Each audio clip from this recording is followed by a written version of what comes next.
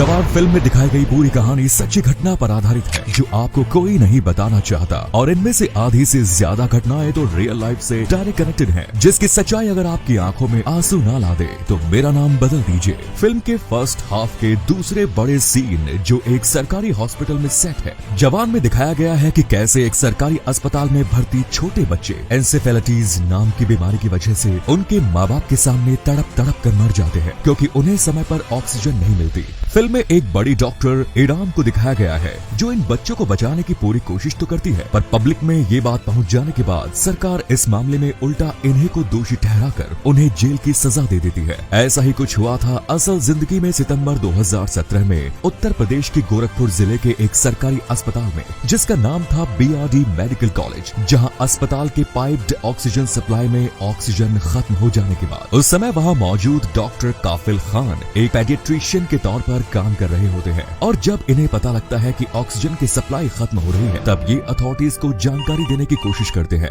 But अपनी कोशिश पर कुछ रिस्पॉन्स नहीं आता देख वो खुद से भी ऑक्सीजन की सप्लाई की व्यवस्था करने की कोशिश करते हैं, वो भी अपने खुद के खर्चे पर। मगर इतनी कोशिश करने के बावजूद भी ऑक्सीजन न मिलने के चलते महज 3 दिनों के अंदर ही 63 बच्चों की मौत हो जाती है। यूँ तो इन्हें एक रियल लाइफ हीरो की तरह देखा जाता है, पर जब ये खबर मीडिया से बाहर आती है तो उसके बाद इल्जाम उल्टा डॉक्टर काफिल पर ही डाल दिया जाता है। सरकार द्वारा इनके ऊपर मेडिकल नेग्लिजेंस और करप्शन का आरोप लगाती है और इन्हें इनकी नौकरी से सस्पेंड कर करीब 9 महीने तक जेल में रहते हैं, जहां इनको काफी बेरहमी से मारा पीटा गया और 4-5 दिन तक भूखा भी रखा गया। इनकी हालत बुरी हो गई कि ये अपनी कमर पर कई महीनों तक सो भी नहीं पाए। अप्रैल 2018 में इलाहाबाद हाई कोर्ट से इन्हें बेल मिलती है, जहां कोर्ट कहता है कि ऐसा कोई सबूत नहीं जो साबित कर पाए कि इन्होंने गलती करी। 2021 में एक इंक्वायरी पैनल की रिपोर्ट में इनके ऊपर लगाए गए आरोप पूरी तरह से बेबुनियाद और गलत साबित हो जाते हैं। मूवी में जब डॉक्टर के पास कोई रास्ता नहीं बचता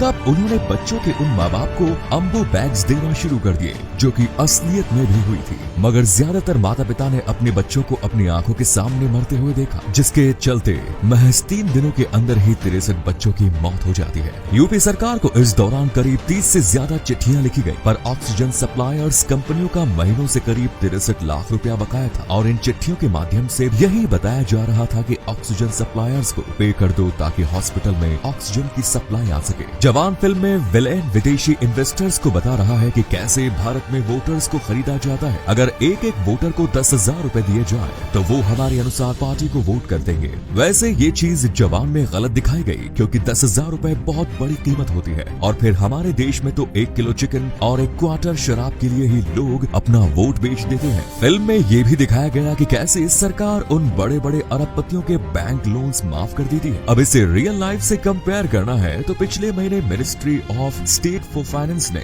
लोकसभा में ये बताया कि पिछले 9 सालों में बैंकों ने 14.56 लाख करोड़ के दिए गए लोन के पैसे कभी वापस ही नहीं मिले, जिनमें से आधे से ज्यादा बड़े बिजनेसमैन के लोन थे। जब इन लोन्स को रिकवर करने की बारी आती है तब बैंक्स सारा अमाउंट रिकवर नहीं कर पाती। इनके अलावा कुछ अरबपतियों के ऐसे भी केसेस हैं जो बैंक से लोन लेने के बाद देश छोड़कर भाग गए, जैसे विजय माल्या, नीरव मोदी और मेहुल चोकसी। जवान फिल्म में एक बड़ा ही बेहतरीन कंपैरिजन बनाया गया है उन लोन्स का जो इस देश में बड़े बड़े अरबपतियों और आम किसानों को दिए जाते हैं। अब जरा 2019 की इस इंडिया स्पेंड रिपोर्ट को देखिए, जिसमें टॉप 12 अमीर बिजनेसमैन के लोन जो बैंक्स को वापस नहीं मिले, उनकी कीमत कृषि लोन में दी जाने वाली छूट से 2 गुना ज्यादा है। 2017 से लेकर फरवरी 2019 के बीच में करीब 10 राज्य सरकारों ने कृषि ऋण में छूट दी, जिनका कुल अमाउंट 1,84,800 करोड़ रुपए रहा। हालांकि टॉप 12 बिजनेसेस या कॉर्पोरेट लोन्स के केस में उनका टोटल अमाउंट इससे लगभग 2 गुना ज्यादा यानी कि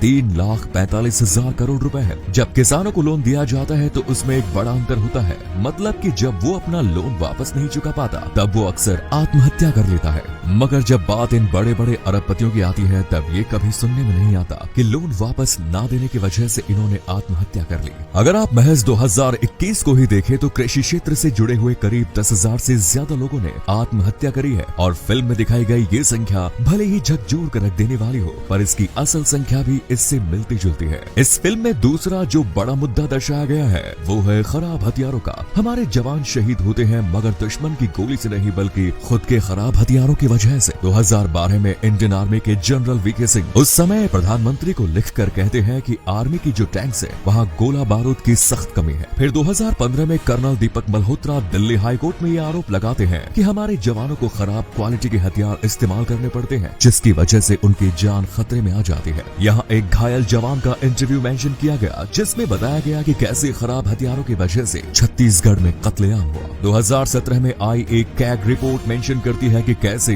40% इंडियन आर्मी के हथियार इतने कम लेवल पर हैं कि अगर एक युद्ध हो जाए तो 10 दिन से ज्यादा ये हथियार नहीं चलेंगे। 2018 में Indian army made in India rifles को दूसरी बार रिजेक्ट कर देती है, क्योंकि ट्रायल्स के वक्त ये मेड इन इंडिया हथियार बुरी तरह से फेल हो जाते हैं। 2020 में ये बताया जाता है कि कैसे खराब हथियारों की वजह से पिछले 6 सालों में 403 हादसे हुए, जिनमें न सिर्फ 27 जवान शहीद हुए बल्कि 916 करोड़ रुपयों का घाटा भी हुआ। कहा जाता है मेक इन इंडिया पुश की वजह से हमारी डिफेंस फोर्सेस कुछ जरूरी हथियार देश के बाहर से नहीं खरीद पा रही है, जिससे पाकिस्तान और चीन से आने वाले खतरों को लेकर काफी असुरक्षित है। तो पिछले 60 सालों में 400 से ज्यादा MiG-21 क्रैश हो चुके हैं, जिसमें 200 पायलट्स और 60 आम नागरिकों को भी अपनी जान गंवानी पड़ी।